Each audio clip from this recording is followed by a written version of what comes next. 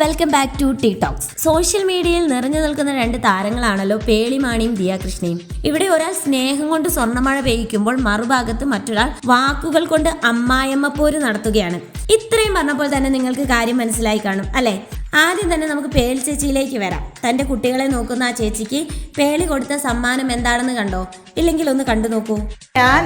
എനിക്കൊരു നല്ല മാല കഴുത്തിലോടാനോ ഇല്ല, നീ ഒന്നിട്ടാണ് ഇനി ഇതുണ്ട്. അതെ നോക്കട്ടെ, ഇത് രഞ്ജുയുടെ മാലയാ. അവള് പ്രതീക്ഷിച്ചില്ല. ശരിക്കും നല്ല രസമില്ല. വൺ മോർ തിങ് ഉണ്ട്, ഇത് നിനക്കാണ്. ഇത് കണ്ടു നിന്നവരിൽ പലരും പ്രാർത്ഥിച്ചു കാണും, അടുത്ത ജന്മത്തിൽ പേളിമാണിയുടെ വീട്ടിലെ നാനി ആയാൽ മതി, അല്ലെങ്കിൽ പേളിയുടെ വീട്ടിലെ പൂച്ച ആയാലും മതി. മിനിമം സ്വർണ്ണ ചെയിനെങ്കിലും കിട്ടുമല്ലോ. സ്വന്തം അനിയത്തെ പോലെയാണ് ആ ചേച്ചീനെ അവർ കാണുന്നത്. എന്തായാലും ആ വീഡിയോ കണ്ടാൽ മനസ്സ് നിറയും. പേളി ചേച്ചി, യു ആർ ഗ്രേറ്റ്. ഇനി നമുക്ക് അടുത്ത ട്രെൻഡിലേക്ക് വരാം. ദിയയുടെ വിശേഷങ്ങൾ കൊണ്ട് സോഷ്യൽ മീഡിയ എപ്പോഴും നിറഞ്ഞിരിക്കുകയാണ്. പക്ഷെ ഇപ്പോഴത്തെ വിവാദം എന്താണെന്ന് വെച്ചാൽ ഇതൊന്ന് കണ്ടു നോക്കൂ. എന്താ അശ്വിന്റെ അമ്മ എന്ന് പറയുന്നത്? അമ്മ എന്ന് വിളിച്ചുകൂടെ എന്നുള്ളത്. എനിക്ക് അമ്മ എന്ന് വിളിക്കാൻ മരുതൻകുഴി വീട്ടിലൊരാൾ ഇരിപ്പുണ്ട്. പുള്ളിക്കാരിയുടെ പേരാണ് സിന്ധു കൃഷ്ണകുമാർ.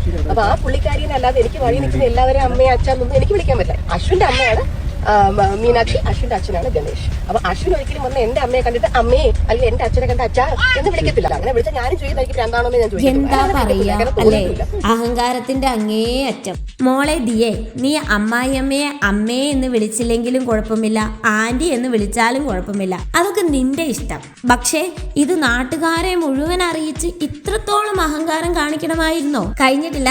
ഇവർ പറയുന്ന മറ്റൊരു വാദം കൂടി കണ്ടു നോക്കൂ. ഓമി കല്യാണം കഴിച്ച് വേറെ എങ്ങോട്ടെങ്കിലും പോകുന്നു. അപ്പൊ ഓമിയുടെ വൈഫിന്റെ അമ്മേനെ ഓമി ചെന്ന് അമ്മ എന്ന് വിളിച്ചാൽ ഞാൻ അവനോട് ചോദിക്കും, അപ്പൊ ഞാൻ ആരെന്ന് ഞാൻ ഉറപ്പായിട്ടും ചോദിക്കും. എനിക്കിപ്പോ ഓമി വേറൊരാളെ പോയി അമ്മ എന്ന് വിളിച്ചാൽ എനിക്ക് സ്ട്രെസ് ആവും.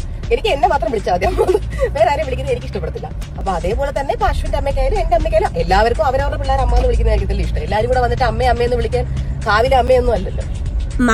മകന്റെ ഭാര്യയുടെ അമ്മയെ എന്ന് വിളിച്ചാൽ ഈ പറയുന്ന ആദർശവാദിയായ മകൾക്ക്, അതായത് ദിയയ്ക്ക് ദേഷ്യം വരുമെന്ന്. എന്നാൽ നേരെ തിരിച്ചായാലോ?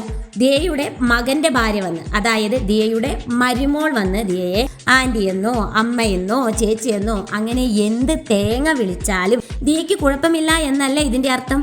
മരുമോൾ ദിയയെ അമ്മയെ എന്ന് വിളിക്കാൻ ഈ പറയുന്ന ദിയ കാവിലെ അമ്മയൊന്നുമല്ലല്ലോ അല്ലേ? ഇതാണ് പറയുന്നത് നല്ലൊരു മനസ്സും സംസ്കാരവും വീട്ടിൽ നിന്ന് തന്നെ പഠിക്കണമെന്ന്. ഇവിടെ ഈ പറയുന്ന രണ്ടുപേരും അറിയപ്പെടുന്ന ഇൻഫ്ലുവൻസേഴ്സ് ആണ്. ഒരാൾ ആളുകളെ കൊണ്ട് നല്ലത് പറഞ്ഞ് വൈറലായി പണമുണ്ടാക്കുമ്പോൾ മറ്റൊരാൾ ആളുകളെ കൊണ്ട് തെറി വിളിപ്പിച്ച് വൈറലായി പണമുണ്ടാക്കുന്നു എന്ന് മാത്രം. ശരിയല്ലേ? എന്താണ് നിങ്ങളുടെ അഭിപ്രായം? താഴെ കമൻറ്റ് ചെയ്യൂ.